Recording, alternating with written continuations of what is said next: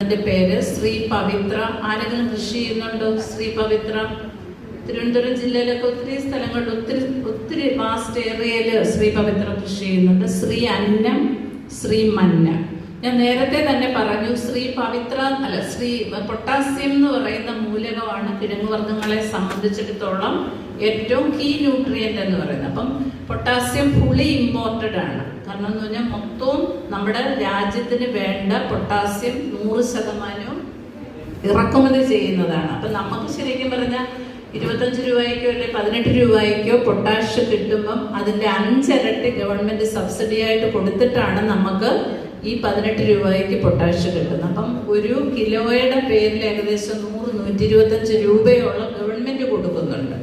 അപ്പം അതിന്റെ ബേസിസിൽ നമ്മൾ എഫിഷ്യന്റ് ആയിട്ടുള്ളതിനെ നമ്മൾ പുറത്തിറക്കി. അപ്പൊ ഇതിന്റെ പ്രത്യേകത എന്ന് പറഞ്ഞാൽ സാധാരണ വേണ്ട പൊട്ടാസ്യത്തിന്റെ പകുതി പൊട്ടാസ്യം മാത്രം മതി. അതുകൊണ്ട് അതിന് ജീവിക്കുവാൻ നല്ല വിളവ് തരാനായിട്ട് അതിന് കഴിയും. അപ്പൊ ഈ പവിത്രയുടെ വേറൊരു ഗുണം എന്ന് പറയുന്നത്, നിങ്ങൾ M4 എന്ന് പറഞ്ഞ മരച്ചീനി കേട്ടിട്ടുണ്ടോ?